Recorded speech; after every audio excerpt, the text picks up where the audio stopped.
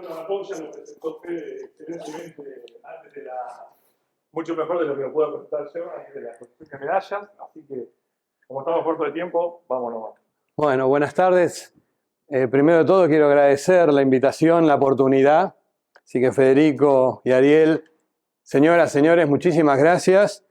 Para mí esto es un verdadero lujo, un honor, y después de visto lo que hay en los pasillos anteriores y la charla que he tenido con algunos de ustedes, realmente es una vara muy alta, y además de haber escuchado la exposición del señor Richard, realmente emociona. Sobre todo, bueno, hemos tenido hace 3 años el Bicentenario del Perú, y ustedes habrán visto en esas medallas que hay 2 palabras que estaban prácticamente presentes, que era protector o ejército protector y libertad.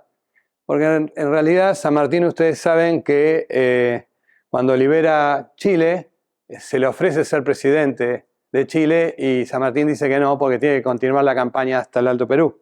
Cuando llega a Perú, junto con todo su gran ejército y nacionales, me refiero a las tropas que aportó el mismo Perú para la independencia, ahí le ofrecen a San Martín ser la cabeza del Ejecutivo en Perú, y no se llama presidente, no se llamó presidente. El título que se le dio a San Martín fue Protector de las Libertades del Perú. Entonces, por eso, fíjense que esas palabras aparecían en casi todas las medallas. Ejército protector o ejército protector de las libertades. Un poco viene de ahí. Y San Martín, ustedes saben que además de haber ejercido unos años, un par de años ahí, el poder ejecutivo, fue el que diseñó el primer escudo del Perú, que no es el actual. Por eso en algunas de las medallas que mostraba Richard había escudos distintos, donde no se veía el gorro con la abundancia, bueno, la llama, bueno, una serie de detalles. Y también fue San Martín quien diseñó la primera bandera de Perú, que no tampoco es la actual. Sí se mantienen los colores rojo y blancos, pero la original era bicónica, que por eso me llamó la atención que tal vez alguna medalla de esa época hubiera sido bueno que también tuviese alguna connotación. Y para cerrar el tema, ustedes saben que San Martín migra a Francia finalmente, que es donde fallece, como explicó también Richard. Y San Martín llevó toda su vida en el corazón al Perú. Muy fuerte, terriblemente fuerte. Muchas de las medallas no están en color, pero algunas sí se lo veía con San Martín con un uniforme azul, el típico uniforme de granadero. Pero no es el uniforme que siempre usó San Martín. En Perú, San Martín usó un uniforme rojo y blanco. En realidad también antes de ese usó el de granaderos con una franja roja y blanca, que no tiene nada que ver con el fútbol eso. Pero sí usó un uniforme rojo y blanco. ¿Y por qué menciono el uniforme rojo y blanco? Porque allá más o menos, si no me equivoco, por 1837, cuando él ya vivía en Francia, el rey de Francia, Luis Felipe I, Felipe de Orleans, como se lo conocía, era una especie de, tal vez, Mirta Legrand de nuestros tiempos, y le gustaba invitar a las personalidades, a las que estaban ahí cerca de París. En ese momento, San Martín vivía en una villa en Grambourg, ¿no? Es cuando ya se mudó luego donde fallece en Boulogne-sur-Mer. Y San Martín acepta la invitación de Luis Felipe, el rey de Francia, y cuenta las narraciones que le envían un carruaje a buscarlo a la casa a San Martín. Y San Martín fue vestido de uniforme, rojo y blanco.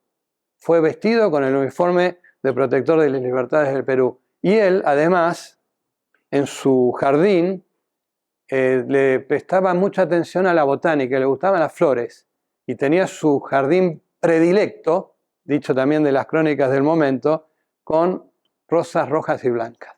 Así que, señor Richard, bueno, muchísimas gracias por su exposición. Me ha dejado también un tema grande ahora por superar. pero quería hacer esos comentarios realmente muy inspirados. Bueno, acá ustedes saben, el año pasado se cumplieron los 120 años del rescate de la corbeta Uruguay, y ahí yo ya empiezo a hacer algunas aclaraciones, porque a veces cuando vamos a los links o a los resúmenes o a los libros se habla del rescate de la expedición de Otto Nordenskjöld.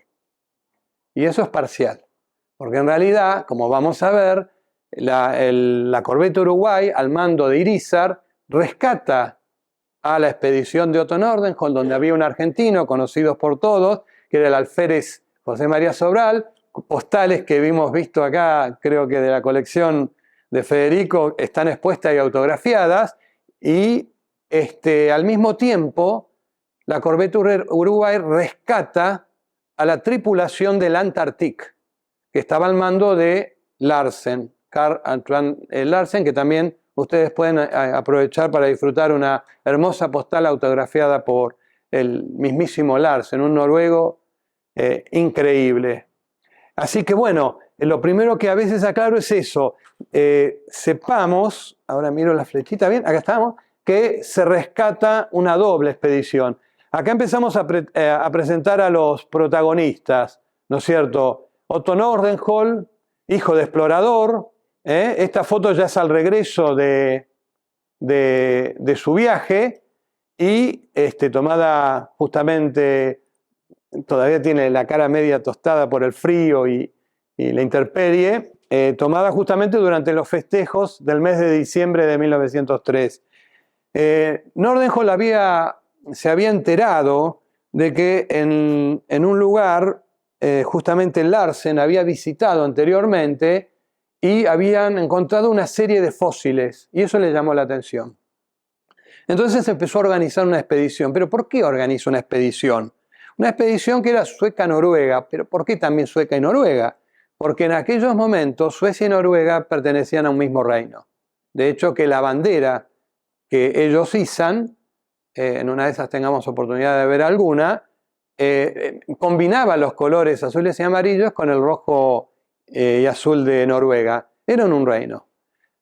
Pero en 1895, y vamos un poquito para atrás, se había reunido en Londres, en Inglaterra, y se había organizado un gran congreso de geografía, Congreso de Geografía Internacional, donde dijeron, bueno, ya África está explorada, tenemos que dedicarnos a investigar Antártida. Y eso se pusieron de acuerdo muchos países, sobre todo los europeos, que era donde, bueno, justamente en Londres se había hecho este congreso, donde habían podido asistir varios países. Y poquitos años después se vuelve a reunir este congreso internacional, esta vez en Alemania. Y en Alemania vuelven a decir, exploremos la Antártida. Entonces, ¿por qué decimos exploremos la Antártida? Porque hoy en día todavía no nos ponemos de acuerdo cuándo Antártida fue descubierta. O sea, nosotros los argentinos tenemos nuestras pruebas de que en 1819 ya había pesqueros con patente argentina y permiso argentino que iban para esa zona, pero en la patente de autorización no decían que iban a la Antártida porque no querían dar las pistas de dónde cazaban las focas, que era en realidad el producto de la expedición, sabiendo que en otros lugares, sobre todo en el norte, ballenas y focas escaseaban. Entonces cada vez se iba más al sur, desde Malvinas y aún más al sur, y bueno, llegaron a la Antártida. Hay pruebas de que estos buques pesqueros arribaban a la Antártida, faenaban, cazaban una foca especial que tiene un pelaje muy interesante, y luego vino, por supuesto, la captura de las ballenas posterior. Pero desde 1819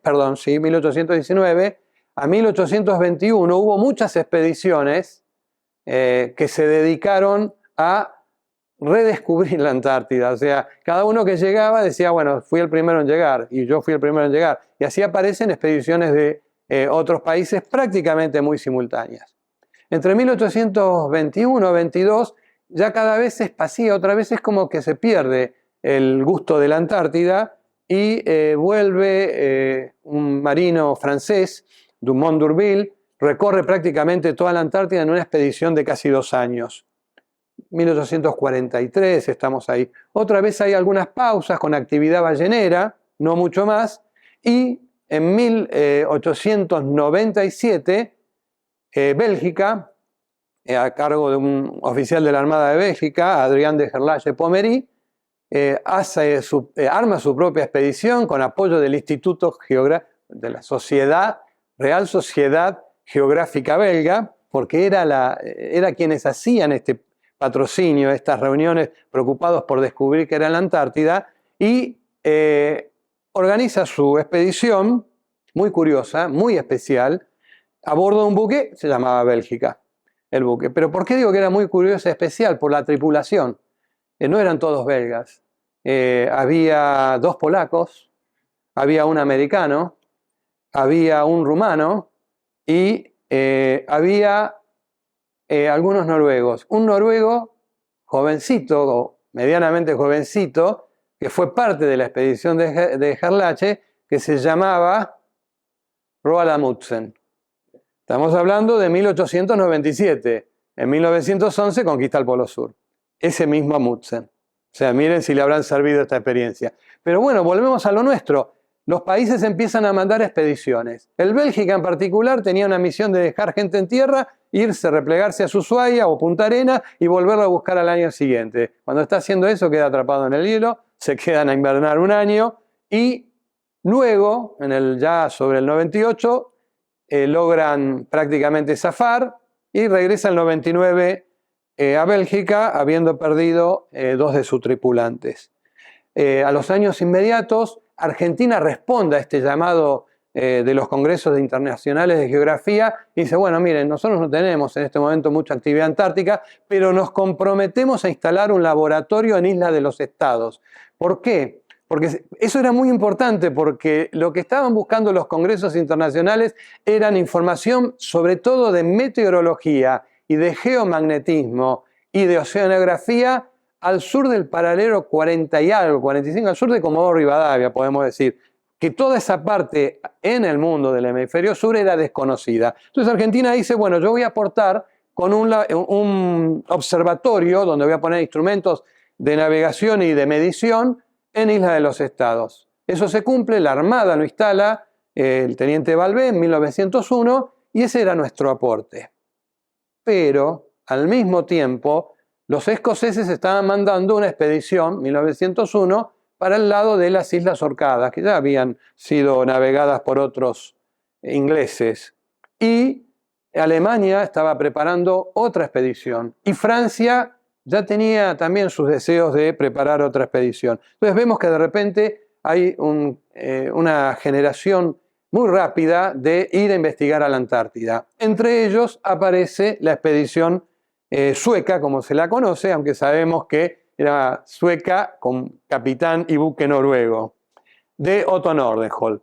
Se prepara, hace su alistamiento y lleva a bordo del barco, del Antarctic, era el nombre del barco, lleva a bordo del Antarctic ahora que estoy viendo, ahí está, perfecto, un refugio prefabricado, una casa prefabricada para instalar ya en el lugar que Larsen le había recomendado, o sea, ya estaba elegido el lugar.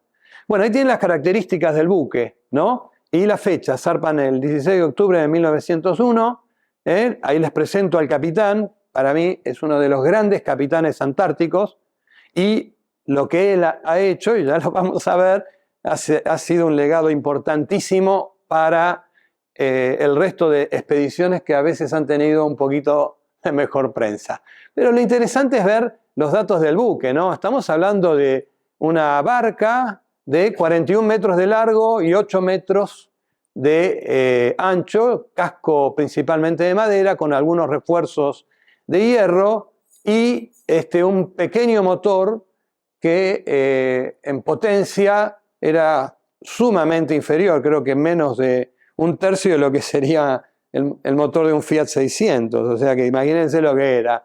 Pero con este barco, que ya estaba probado, ya había ido a la Antártida, ya había hecho varias expediciones al Ártico, muy marinero, zarpan pasan por Buenos Aires y en Buenos Aires, a instancia de una persona, un argentino que tuvo muchísimo que ver con la Antártida y con la Patagonia, estoy hablando ahora del Perito Moreno, a instancias de Perito Moreno embarcan un oficial de la Armada Argentina, que era Sobral.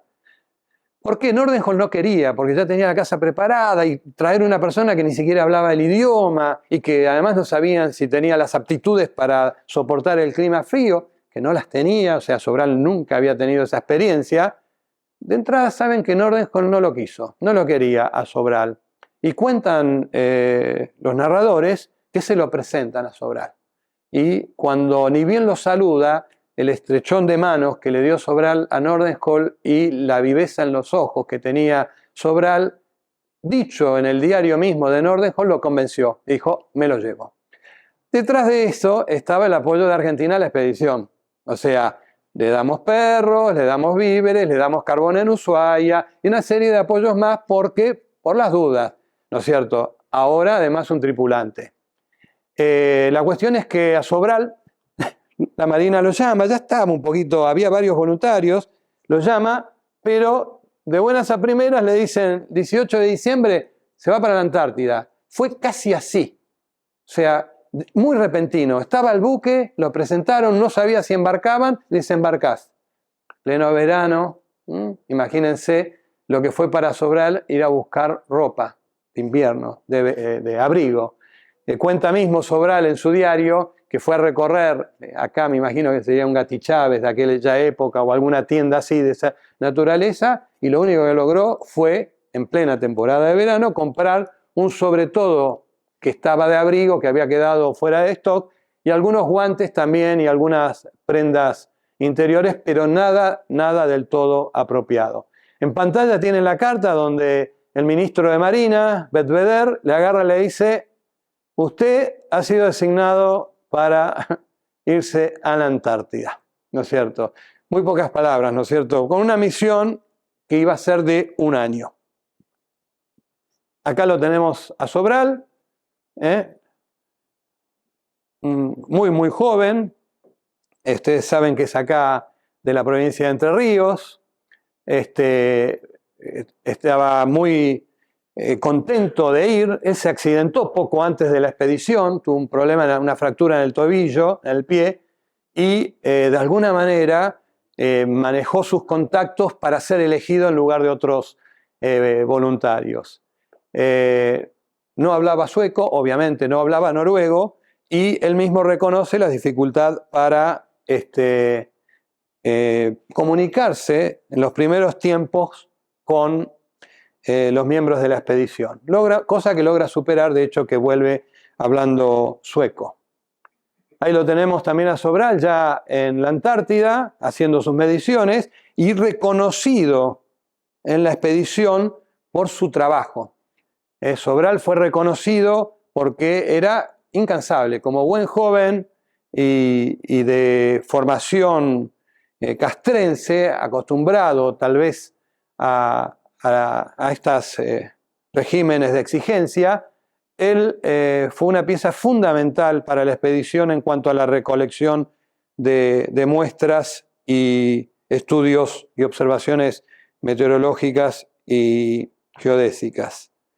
Entonces Sobral pasa a ser el 6º miembro de esa expedición que inicialmente estaba formada por 5 hombres, ¿no? Entonces, yo no sé si se ve el puntito, este señor de acá es Sobral y este señor de acá es Nordenhölt. El resto son los miembros y estas, señores, yo creo que es la primera selfie antártica, porque lo ven que están ahí, acá, con el disparador de la cámara, ¿no es cierto? O sea que una foto realmente muy curiosa. Aprovecho que está entera porque en algunas otras publicaciones aparece cortada y no se dan cuenta que realmente ha sido una selfie. Bueno, ellos tenían como misión quedarse en una isla que se llamaba Snow Hill, Cerro Nevado, invernar 1 año, buscar, sobre todo hacer geología, buscar los fósiles, estudiar glaciología, magnetismo, meteorología y el Antarctic, una vez que los dejaba, los iría a buscar al año siguiente. Ahí tenemos una secuencia de fotos de esa casa que les comenté, que era prácticamente prefabricada. Ahí la tienen ya en su visión final. Y atrás se ve una isla que tiene un perfil muy característico, que se llama Cockburn, que es para que tengan una idea, recuerden esa isla, miren la distancia que hay, porque ya vamos a volver a hablar sobre el tema. Acá tienen la casa, el tercer día de construcción, ya mucho más avanzada, recubierta con una membrana, un rubber oil para el frío, ¿ok? Esta es una foto más reciente, tomada en una de las campañas en las que estuve por ahí, para que vean un poquito en dónde iban a vivir esos 6 hombres durante un año. ¿Sí? Ahí los tienen. ¿No es cierto? Bueno, ¿qué es lo que ocurre? Habían pactado además que si el buque, el Antarctic, no llegaba para una determinada fecha, eso les iba a indicar a Nordenskjöld y su gente que podía haber algún problema. Entonces ellos llevaban víveres para más de un año, pero quizás no les iba a alcanzar para 2 años.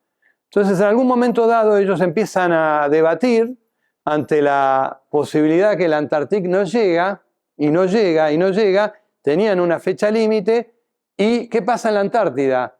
Entrado febrero, marzo, como estamos ya un poquito más en abril, es mucho más tarde, las especies empiezan a migrar. Las focas se van para el norte, los pingüinos se van para el norte, las aves se van para el norte, la comida se va para el norte. Entonces ellos se dan cuenta que el agua lo van a tener solucionado, pero la comida no. Deciden hacer una caza bastante importante de todo lo que podían tener alrededor de ellos. Empiezan perdón, esta foto quedó torcida, salen con una embarcación a capturar focas, como ven ahí, llevaban algunas de fusiles, también en algunos casos con el remo y un golpe seco alcanzaba. ¿Ven acá? Esta es la foto de cuando deciden empezar a juntar pingüinos. Entonces hacen una fuerte caza, porque principalmente del pingüino lo que se tomaba eran las pechugas, ¿no es cierto?, que son muy comestibles. En esta época del año ya no hay huevos, porque los huevos, los pingüinos los ponen entre noviembre y diciembre, porque si no también se puede hacer la recolección de los huevos. Esa es una foto más reciente, es de una de las campañas, calculo que fue el 2017, donde ustedes pueden ver cómo hoy en día esa casita prefabricada todavía está en pie, es monumento histórico y la cuida y la mantiene la República Argentina. Bueno, ahí estoy entrando justamente para las tareas de verificación y quería compartirles estas fotos que son más difíciles de ver cómo es por dentro el lugar donde vivieron estos 6 hombres. ¿Ok? Está lo más original que se pudo mantener. Eso no, esos son algunos cuadros que tienen instrucciones para ir como histórica, ¿no? Una hoja más bien de ruta. Piezas extraídas de ese lugar también. Pero bueno, esa es la situación. El Antarctic los dejó, ¿dónde? Ahí, en esa punta. Es la Sierra Nevado, ahí estaba el refugio, como se conocía, y los dejó a los 6 hombres. Y el Antarctic se fue por acá y dijo, los vengo a buscar el año que viene. La cuestión es que no llegaba. Lo importante también de esta carta es que vean, hoy este estrecho tiene el nombre de Estrecho Antarctic en honor al buque. ¿Por qué? Porque ya vamos a ver el destino que tuvo, pero también es interesante ver, ahí es donde está la base Esperanza, ¿sí?, que hoy existe, es la que tiene el colegio, y acá está la isla Paulet. Ya después los vamos a retomar. Esta es la isla que hoy se llama Marambio. Acá está la base Marambio, donde aterrizan los Hércules hoy en día. Pero ahí es donde tenemos el refugio sueco y donde estos señores hicieron sus expediciones, en las cuales en sus trineos hacían trayectos lejísimos. Estaban muy acostumbrados los suecos a manejarse entre hielo y nieve, cosa que mismo Sobral reconocía la dificultad inicial, y recorrieron el lugar levantando esas muestras. Acá lo que vamos a ver es que en un momento dado, el Antarctic, cuando quiso ir a buscarlos, se ve atrapado en el hielo. Entonces no puede llegar. El Antarctic navega, intenta llegar y no puede, queda atrapado en el hielo y retrocede. Cuando retrocede decide dejar, estamos hablando ahora del 29 de diciembre, el 29 de diciembre de 1902, deja acá 3 hombres y les dice, bueno, ustedes vayan por tierra hasta Snow Hill y les avisan que nosotros estamos intentando llegar, ¿ok? Por las dudas les dejo algo de comida, dice Larsen, y les baja comida, cajones, algo de madera, alguna vela, algunos abrigos y alimento. Estos 3 hombres se quedan acá, estamos hablando del 29 de diciembre de 1902, y el Antarctic vuelve a salir y viene a esta zona. En enero queda atrapado en el hielo. Ya no puede llegar a Snow Hill y tampoco puede liberarse para retroceder e intentar buscar aguas libres. El 12 de febrero, el hielo, haciendo la presión, le hunde el barco, le fractura el barco. Larsen, astuto, había puesto sobre el hielo todo lo que pudo recuperar del barco. Entre ellos, las embarcaciones menores, velas, comida, combustible, alimentos, por supuesto, abrigos, todo lo que él pudo rescatar, se lo puso sobre un hielo. ¿Y por qué cuento esto? Porque es lo mismo que después hizo Shackleton. Shackleton, estoy hablando de 1916. Esto es 1903. El 12 de febrero de 1903, el buque queda hundido y Larsen con su gente va arriba de los témpanos, derivando a donde los lleve los témpanos, y de repente encuentra aguas libres. Mete toda su gente y las cosas a bordo de los 2 botes y se dirige a esta pequeña isla que se llama Paulet. Y ahí arma su refugio. Imagínense que estas personas no sabían lo que estaba pasando acá y esto no sabía ni lo de acá ni lo de acá. Entonces, ¿qué es lo que ocurre? Estos 3 señores cumplen la orden de Larsen. Intentan cumplir la orden de Larsen. Porque cuando empiezan a caminar, llegan acá y está el agua abierto. No estaba congelado. Y ellos no tenían bote. Entonces no podían cerrar esta distancia, ni esta distancia, ni esta distancia, porque el mar estaba partido. Entonces dice, y ahora nos volvemos para acá. Y construyeron una casita. ¿Por qué? Porque se dieron cuenta, sabían que era imposible ser replegado y no tenían noticias del Antarctic, que les prometió que los iba a ir a buscar. Larsen siempre les dijo a sus hombres que lo esperaran, que él los iba a ir a buscar. Bueno, esta es la casita que armaron ahí en Esperanza, se pueden imaginar para 3 personas, con lo que pudieron, la armaron con piedras del lugar y algunas maderas que habían bajado del buque. Esa era la forma que tenía. Fíjense que es interesante porque es para evitar que el viento entre directamente, que tiene esta forma, igual que los iglúes, ¿no es cierto? Que no vaya directamente. Pero no había lugar. Estas personas se quedaron ahí desde el 29 de diciembre de 1902 hasta, ya lo vamos a ver, pero muchos meses. En una casa totalmente rústica. ¿Y qué hicieron? Lo mismo que Nordenskjöld.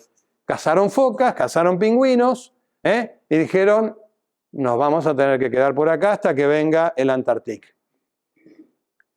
Esta es una foto más reciente de la ruina de esa casa, como está hoy en día. Y ellos, digamos, una de las preguntas siempre es cómo hacían con el calor, o el frío, mejor dicho. Entonces tenían una estufita que ponían en el medio de ese plano que vimos y que la alimentaban a grasa de foca. Una cosa así, que la usaban para calentar y cocinar. Y calentar el ambiente y cocinar lo que podían. Como les decía, acá tenemos el Antarctic ya en su etapa final de sufrimiento. Hay unas postales también muy bonitas acá en la exposición, donde muestran, originales, donde muestran que el Antarctic está ya muy próximo al naufragio. Otra vista, algunas son raras porque están sacadas de algunos libros que recientemente pude conseguir. Por ejemplo, esta. Fíjense, arriba está el barril, que es el nido de cuervo para los avistajes. ¿No? Era fundamental tener un hombre ahí para ver dónde estaba el agua abierta. Y bueno, finalmente el Antarctic desaparece de la superficie. ¿Qué hacen? Lo que les comentaba, Larsen arma sobre los hielos un campamento, deriva con los botes y arma esta casa en Isla Paulet. Algo más espacioso, pero eran 20. Ok. Bueno, las noticias para el mundo eran malas. ¿Por qué? Porque también se había quedado que si para el mes de abril no había noticias del Antarctic, era porque estaban en peligro. Y eso había quedado como documento depositado en Suecia y también había quedado en una coordinación que se había hecho con Argentina, porque había un argentino ahí. Entonces llega el mes de abril y dicen, es la voz de alerta. Imagínense que es como la alarma, ¿no? No había manera de comunicarse en la Antártida, entonces dicen, señores, hay que ir a buscar, hay que darle rescate, tememos que está en peligro. Y eso sale del reino de Suecia y Noruega. El reino de Suecia y Noruega habla con los países amigos y le dice necesitamos que nos ayuden. Nosotros vamos a mandar una expedición, dicen los suecos. Ustedes pueden mandar otra, mejor. Francia se anota con el doctor Charcot, con el buque el francés, y la Argentina, que no tenía buque, dice, bueno, nosotros vamos a preparar un buque y vamos a ir a apoyarlos.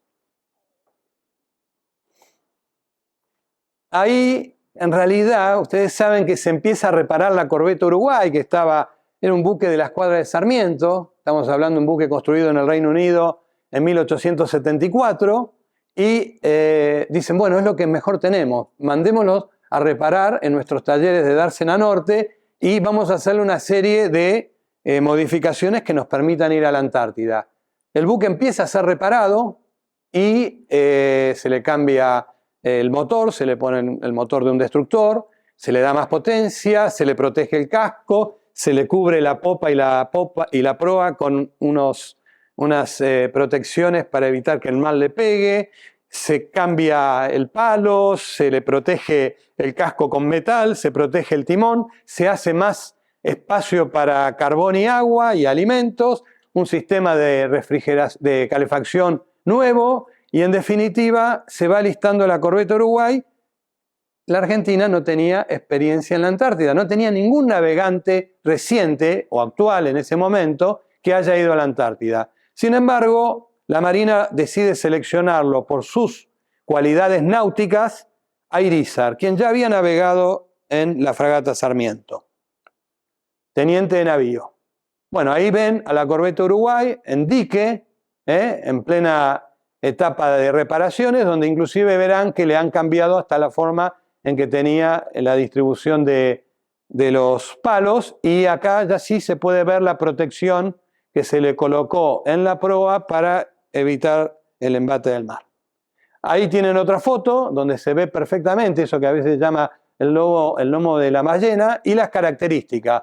Poquito más grande que el Antarctic, poquito más angosto quizás, y ya les digo, un buque que para la época ya tenía casi sus 30 años. Con una sola hélice, Irízar se hace cargo ya por el mes de septiembre y recibe la orden de ir a rescatar la expedición. 8 de octubre de 1903, orden de zarpada, que me gustaría después que nos detengamos a mirar un poquito porque es muy curiosa la orden que le dan a Irízar. ¿Quién lo va a despedir? Presidente de la Nación, Roca, a quien también le debemos mucho de la Antártida. Roca se hace presente, este es el momento de la zarpada, y dentro de las órdenes que le dan al comandante dice, bueno, zarpe para el sur, va a ser una escala en Ushuaia, pero si no llega a Ushuaia, porque antes se le rompa el buque, entra en Puerto Belgrano. O sea, miren un poco de entrada la incertidumbre que había respecto a todo lo que se había hecho en tiempo récord de la confiabilidad que tenía el buque para ir hasta la Antártida. Bueno, Irízar zarpa el 8 de octubre, una foto típica, también portada de varias postales. Es interesante ver los 3 palos, ¿no? El nido de cuervo, puesto a propósito para las observaciones, las protecciones en la popa y en la proa, que habíamos hablado, y los palos cruzados para las velas. Una multitud de ambos lados, esto es Dársena Norte, donde está el Río Argentino, hoy en día, zarpa la corbeta Uruguay. Los primeros días, con un poquito más de tiempo, el buque funciona, hacen algunos ajustes, e Irízar decide ir a Ushuaia. Dice, no es necesario irnos a Puerto Belgrano. Perdón. Entonces, ¿qué pasa?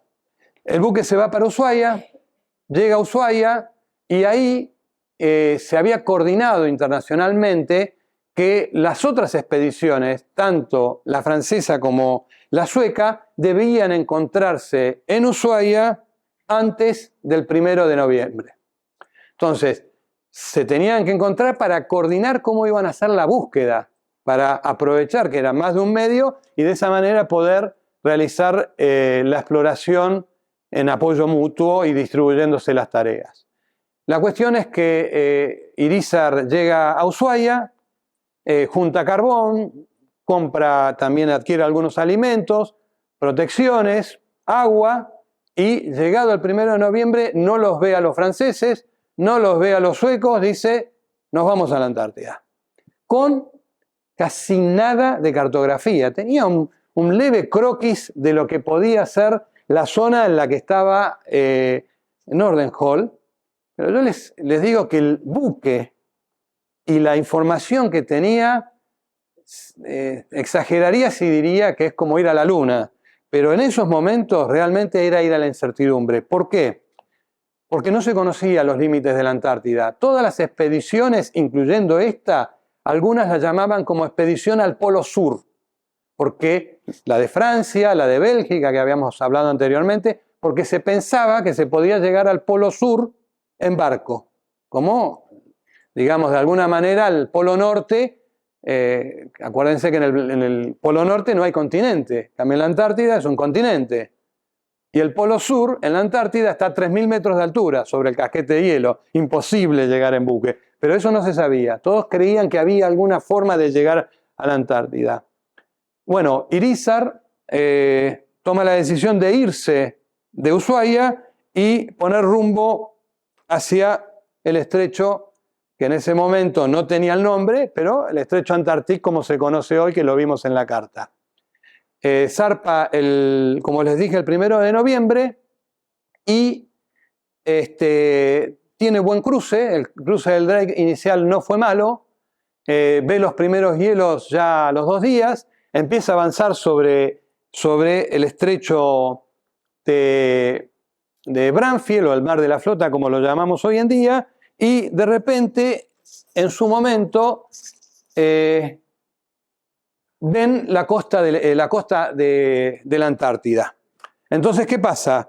En ese momento ya dicen, bueno, tenemos que ir rumbeando directamente para donde estaría Snow Hill. Mientras tanto, lo interesante de esto, ¿se acuerdan los 3 que habían quedado en Esperanza? Bueno, el 29 de septiembre, esto estamos en el 1 de noviembre, el 29 de septiembre, esos 3 hombres, aprovechando que había hielo, se fueron caminando hacia Snow Hill, hacia donde estaba Otto Nordenhall. Pero con una casualidad gigantesca, alrededor del 13 de octubre, Otto Nordenhall y otra persona estaban caminando hacia el norte en una expedición científica y se encuentran en un solo lugar. O sea, imagínense, estamos hablando que hay 120 kilómetros entre Esperanza y Snow Hill. Y unos que salieron como pudieron, se encontraron con los otros que cuando lo ven a la distancia con prismáticos pensaban que eran pingüinos grandes. Bueno, esas personas llegan derecho, juntas, hasta Snow Hill, o sea que ya eran 9 en la casa. Pero nos falta Larsen. Larsen, cuando ve que se descongela el Antártico, ¿qué hace? Agarra un bote a 5 de sus hombres, los que estaban mejor en mejores condiciones, había perdido un marinero por un ataque cardíaco, una enfermedad, y ¿qué dice? Me voy a buscar a los 3 hombres. Entonces, navega en bote de vela y remo 45 kilómetros desde Isla Paulet hasta Esperanza a buscar a los 3 hombres. ¿Cuándo? A fines de octubre. O sea, cuando llega a Esperanza, la corbeta Uruguay pasó por enfrente de ellos y no se vieron. Cuando Larsen llega a Esperanza, encuentra la choza. Y adentro una carta que dice, nos fuimos a Snow Hill. O sea, él había ido hacia el norte. Y dice, ¿ahora qué hacemos? Y nos vamos para Snow Hill. 110 kilómetros más para el sur. El día 7 de noviembre llegan a lo que hoy es Marambio, ahí se llamaba Seymour, y bajan para hacer una observación en tierra y encuentran un bichero, un palo, de esos que se usan para separar los botes, que tiene un gancho en la punta, con los nombres de Jason y Sobral grabados. Entonces dicen, bueno, 1903 están vivos. Sobral está vivo. El Jason era de otra expedición. Eso fue el 7 de noviembre. El 8 de noviembre, otra vez desde la corbeta Uruguay y otra vez sobre esta isla Seymour, que es la que vimos que quedaba al norte, ven una carpa en tierra. Entonces dice, vamos a verla. Y baja Irizar con otro oficial, Yalur, a ver quiénes estaban en la carpa. No había nadie alrededor. Gritan, le preguntan, ¿está Sobral? ¿Está Sobral? Y de adentro sale un sueco que no entendía nada y de repente los ve a estos dos y dicen, nosotros somos argentinos, venimos, ¿dónde está Sobral? Entonces no lo podían creer porque se estaban siendo en ese momento rescatados. Dice, no, Sobral está en el refugio, está con Otto Nordenskjöld y los otros allá. Dice, bueno, pero si ustedes quieren, la corbeta, imagínense que estaba fondeada ahí frente a la costa, pero si ustedes quieren vamos caminando hasta el refugio. Bueno, pensando que era una distancia corta, imagínense que no había precisión de distancia, Irizar acepta. Y en vez de irse en barco hasta Snow Hill, se van en esquíes. Bueno, la foto que vemos acá son estos 3 señores que habían vivido en Esperanza cuando llegaron a la casita. Miren cómo estaba en la cara todo el tizne, producto de la grasa quemada en la estufa ahí adentro, ¿no es cierto? Y lo que estamos relatando es esto. O sea, básicamente, esa es Isla Paulet, acá quedó hundido el Antarctic. Los 3 hombres hicieron este camino, se fueron desde acá, desde Esperanza, hasta la estación invernal, y Larsen se fue en lancha a buscarlos. Cuando no los encontró, se fue para acá. Entonces, la corbeta Uruguay llegó a esta isla donde encontró el bichero y donde encontró la carpa, en esa posición. Y desde ahí se fueron en esquí para allá. 8 de noviembre a las 3 de la mañana encuentra la carpa. 3, algunos autores dicen 5 de la mañana. Encuentra la carpa. Y se van con los esquíes y llegan al refugio a la 1 de la tarde. O sea, fue una caminata pesada que inclusive después comentan que no sabían que era tanta la distancia que tenían que hacer si no hubieran vuelto al buque. Y bueno, se reúnen todos en el refugio. Ahí es donde Sobral lo ve llegar a Irizar, no lo puede creer, Nordenskjöld sale al encuentro y se produce un gran abrazo que ya verán que fue, digamos, muy publicado y fue tapa, digamos, de diarios. En este caso les muestro 2 diarios franceses de 1903, originales, donde se ve justo el momento del abrazo. Después hay una foto por ahí de Irizar con el rojo y Sobral. Ahí es donde ven la bandera noruega sueca, ¿no es cierto? Estas son las tapas de lo que sería la revista de los diarios del Petit Journal y el Petit Parisien. Pero acá tenemos una imagen similar en los diarios italianos. ¿Ok? Y acá en otro diario, ese era la Domenica Corriere, este es la Tribuna Ilustrada, un poquito menos de prensa le dieron, pero en el interior, fíjense que también hay otro dibujo de ese momento. Por eso nosotros celebramos en la Academia de la Antártida el 8 de noviembre como una fecha increíble, que es donde se produce el encuentro, ¿no? Realmente algo increíble. Estaban ahí todos ahora, la corbeta Uruguay fondeada frente al refugio, Nordenskjöld hablando con Sobral, ¿sí? Ahí lo tienen, Irízar, hablando en este caso con Kerlund y Botman, dos de los expedicionarios, y se van pasando las horas y de repente llega la noche y escuchan que los perros ladran, los perros que ellos tenían. Los perros ladran, entonces sale uno de la casa, entra otra vez a la casa y les dice, está Larsen afuera con su gente. No, dice, ¿cómo Larsen? Estos deben ser argentinos de la corbeta Uruguay. Mirá si va a venir Larsen hoy acá. O sea, no le creen. Dice, no, está Larsen afuera. Bueno, ¿qué es lo que pasó? Larsen se había largado desde el norte y cuando estaba en esa isla que yo les había mostrado en la foto, encuentra con su embarcación todo hielo. Entonces no puede avanzar con la embarcación. Deja la embarcación acá y se vienen caminando estos 10 kilómetros hasta la estación. Y el mismo 8 de noviembre, entre las 10 y las 11 de la noche, llegan estos 6 hombres a la casa de Nordenskjöld. Entonces ahí, cosa increíble, imagínense que si uno hubiera planificado esto, no logra hacerlo, ni siquiera hoy en día con la mejor tecnología. Y de repente, ¿qué es lo que ocurre? Larsen le dice, el resto de mi gente está en Isla Paulet. Entonces, Irízar dice, bueno, no hay problema, vayan subiendo todos los elementos que tienen, todos los cajones con piedras. Esta es una reproducción artística de esos momentos, de una pintora que hizo este cuadro. Acá tienen la foto del refugio. Esta foto sabemos que es 8 de noviembre, no hay ninguna duda, porque está Irízar, Nordenskjöld y Sobral. La foto, 8 de noviembre de 1903. Ahí la tienen un poquito más ampliada, ¿no? Irízar con su uniforme, con su gorra, y les dice, bueno, embarquemos todo lo que haya que embarcar. Acá lo tienen a Irízar con Sobral. Fíjense que Sobral estaba con su valija de instrumentos de medición. Y acá están los perros esos que dieron la voz.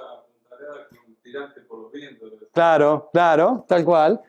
Y de repente los perros que eran los que dieron la voz de alerta de que venía Larsen. Bueno, desde acá, ¿qué hacen? El día 9 de noviembre hubo mal tiempo, el 10 de noviembre terminan de cargar todo lo que hay y se van hasta Isla Paulet. Ya ahí dirigidos, o sea, Larsen les dice, vengan, esta es la zona que tienen que navegar. Llegan hasta Isla Paulet y el día 11 de noviembre, esta es también la simulación, encuentran al resto de la gente que había dejado Larsen cuando había tomado la embarcación para ir hasta Esperanza y después hasta Cockburn y después hasta la isla Snow Hill. Los encuentra todos bien, ya les digo, en junio había fallecido un marinero, los embarcan, esta es la casa, una casa un poquito más armada, ¿no? Pueden verla, donde vivieron estos prácticamente 20 hombres. Este es el estado actual, porque obviamente después de estos 100 y pico de años se va deteriorando en su naturaleza. Es una foto de la puerta para que vean cómo estaba armada con rocas del lugar y el espacio adentro. Comida no les faltaba, como verán. Ahí está la puerta que vimos anteriormente. Vamos, fotos para mostrar un poquito el antes y el después. Esa es la placa que habla justamente de la situación. Y bueno, casi estamos en el colorín colorado. ¿Por qué? Porque todos arriba, la fragata, la corbeta Uruguay pone rumbo norte y empieza a hacer el cruce de regreso. En el medio del cruce de regreso lo agarra un temporal gigantesco, le rompe los dos palos, el de proa y el de popa. El tercer palo en popa quedó mejor, o sea, rompe el trinquete y el mayor, el del medio, el de proa y el del medio. El de popa queda bien armado y se dirigen hacia Puerto Santa Cruz como primera escala para poder mandar el telegrama que decían pudimos rescatar a todo el mundo. Y en pantalla, no es para que lo lean, quédense tranquilos, pero esta es la orden que recibió Irízar. Esta es la orden que le dijeron, usted tiene que cumplir esto para el rescate. Cuando ven las distintas órdenes, que les digo, yo me imagino Irízar al leerlo, cómo se le debe haber llenado la cabeza de preguntas, porque en su momento, inclusive, van a ver que les dice que usted lleva víveres hasta 1906.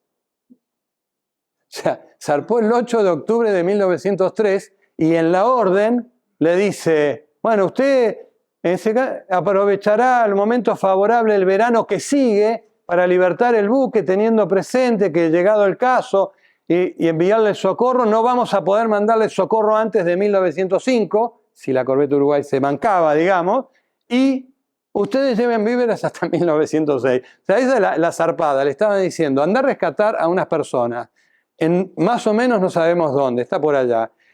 Ojo que además tenés que ir a rescatarla porque el buque que tenía que hacerlo, el hielo lo hundió, y vos tenés que ir al mismo lugar. Y como se quedaron 2 años, no sabemos cómo te va a ir a vos, bueno, te ponemos víveres por 3 años. O sea, eso es un poquito la situación que se pueden imaginar recibieron los marinos argentinos.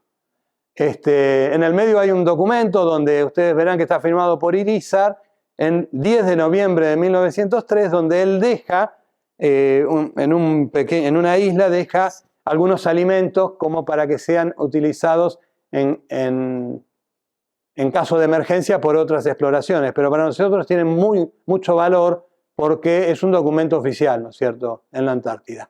Bueno, finalmente, luego de haber mandado los telegramas en Santa Cruz, la corbeta Uruguay llega a Buenos Aires, al mismo puerto, con el palo de proa, el trinquete y el mayor totalmente roto y apenas erguido el palo de popa. También un montón de gente, estamos el 2 de diciembre ahí. Otra mirada, fíjense los palos partidos, ¿sí? El de popa bien, pero los otros 2 destruidos. Esta es la felicitación que se les dio, que realmente lo que muestro, ¿por qué la coloco? No es para leerla tanto, pero es para que se conozca que era como una expedición realmente, además de haber sido totalmente exitosa, era increíble. Nadie creía que esto iba a poder ocurrir, sobre todo si pensamos que zarpó de Ushuaia el 1 de noviembre y el 8 de noviembre rescató a 9 de las personas y el 11 de noviembre había rescatado a todos los demás. Y después tenemos en el medio un montón de prensa de cómo había sido reproducida la información. Esta es la que se hablaba del buque escocés que yo le había mencionado al comienzo. Acá están otra prensa que se había presentado en Buenos Aires sobre la conferencia que dieron Nordenhall y Sobral en el Teatro Politeama. Bueno, Sobral tiene un mineral que se llama la sobralita, justamente como parte de su trabajo en geología. Después se sabe que él fue a estudiar a Suecia justamente geología. Y acá hay varias de las fotos típicas más conocidas que han surgido y han sido también algunas postales que las agregué porque estamos en un mundo de coleccionistas. Estas son las tapas de Caras y Caretas, ¿no? Fíjense con los dibujos de Cao, a Sobral y en este caso a Irízar, ¿no es cierto? Esta es de diciembre de 1903. Otto Nordenhall, lo mismo, todos los honores. Consulta. Sí. Vi que la Caras y Caretas, a Irízar le está dando la condecoración. Sí. ¿Sabe qué condecoración es la que recibió? Sí, porque en una de las fotos de vicealmirante él las usa, pero no la he visto nunca. ¿Está perdida, digamos? Sí, buena pregunta. Irízar estuvo casado, se casó con la hija del famoso gobernador Virasoro, vino al pueblo de Virasoro, de Corrientes, fue inclusive Virasoro, fue canciller, y no tuvieron hijos. así que la descendencia de él viene a través de un hermano y hay sobrinos nietos que nosotros los conocimos, estaban invitados pero no pudieron venir. Y las posesiones no las tienen los sobrinos nietos, porque yo he hablado con ellos y no les ha quedado prácticamente nada. Sí, sí. Bueno, estas son partes de todas las repercusiones que tuvo en la prensa. También copié para la exposición algunos de los dichos más importantes. Acá Sobral dice: el 8 de noviembre, día memorable para nosotros, lo mismo que para todos los argentinos, porque ese día se consumó uno de esos hechos que dejan huellas imborrables en el corazón de los que en él actúe el recuerdo imperecedero en la mente de los que oyen su relato. Claro, está hablando del día que la corbeta Uruguay. Justamente él dice: yo no puedo creer todo lo que ha ocurrido. Nordenskjöld vuelve a citar el agradecimiento a la Armada Argentina y a la República, y me imagino que ahí de haber dicho: ¿cómo lo iba a rechazar a Sobral? Miren la ventaja que tuve de haberlo aceptado, porque justamente detrás de Sobral y el compromiso de, digamos, de Nordenskjöld de llevarlo a Sobral, estuvo el compromiso argentino de mandar también un rescate, no solo por Nordenskjöld, sino también porque había un connacional. Sí.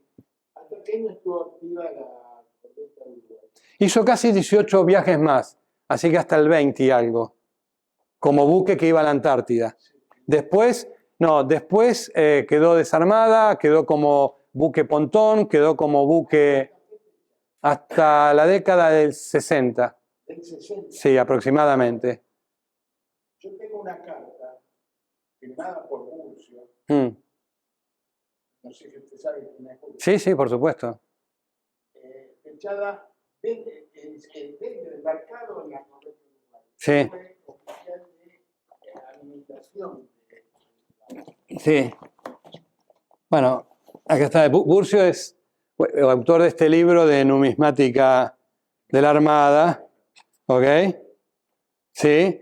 Tiene los otros libros, pero acá está. Este es el libro de Burcio, y acá están varias de las medallas que puso Federico, que están por ahí. Una joya, entonces. Y una joya, una verdadera joya. Y bueno, y acá yo agregué unas fotos del temporal. Estas fotos son muy raras. Esto es cuando la corbeta Uruguay estaba cruzando el Drake, y ustedes ven a Hacha cortando el palo, porque el palo se había quebrado, pero había quedado en el barco. Y el barco estaba por producto, claro, estaba escorado, y producto del peso adicional a una banda, en peligro de hundirse. Entonces, por eso, no es que el temporal arrancó los palos, sino que se lo cortó a Hacha. Sí, señor. No. ¿El libro este? No. Que yo haya visto, no. Por el libro es en numismática, no lo vi como biográfico. Bueno, acá tienen un poco más fuerte en imágenes lo que les contaba de los diarios franceses, para que vean la repercusión que había tenido. Algunas postales que tienen también la posibilidad de verlas en vivo y en directo en la vitrina, y algunas medallas menos conocidas que están descritas en el libro de Burcio. Esta es una de ellas, que la entrega Paraguay. Sí. Esta es de la Asociación Vasca, que está acá expuesta, así que la pueden ver, de Laurac Bat. Una hermosa medalla. Fíjense que habíamos comentado con Federico que la silueta de la corbeta Uruguay está completa, con sus 3 palos y navegando en el hielo. Esta es otra medalla rara, muy rara, en honor al capitán, no lo menciona, ¿ven? Que dicen, en honor al capitán de la nave argentina que libertó a los héroes de la ciencia. También está en el libro de Burcio. Perdón por la imagen, pero esta es una de las que ustedes ven acá también en la exhibición que hoy comentábamos con Federico y otros señores, que acá tiene la fecha y es 8 de noviembre, que es el día del encuentro, pero pusieron la silueta del buque sin los palos, ¿no? Por eso puse la foto y la medalla. Miren, ¿ven? Acá está sin los palos. 8 de noviembre, pero el 8 de noviembre era el día del rescate, estaba enterita la corbeta. Pero han elegido esa silueta. Yo no sé por qué eligieron el buque roto y no el buque entero para una medalla, pero bueno, será porque era muy épica la imagen de verla destruida viniendo de la Antártida. Esta es una medalla que también acá está expuesta, que es del asilo naval. Otra medalla también conocida, la foto no está en el libro de Burcio, que es de los cigarrillos París, y es una medalla de 1904. Y después algunas más recientes, ¿no?, que se han acuñado para el centenario de la botadura en 1974. ¿Ok? Y esta en particular la acuñó, la preparó, porque está un grabado nomás, la Embajada de Suecia a los 100 años del rescate, en 2003. Bueno, y hasta ahí.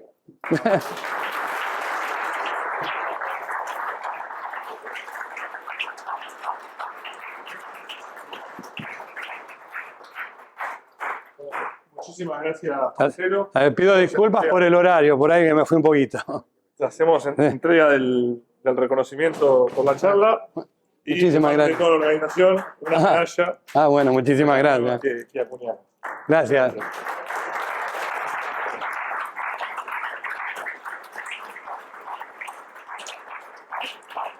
Ahora sí, tenemos café y algunas cositas para picar.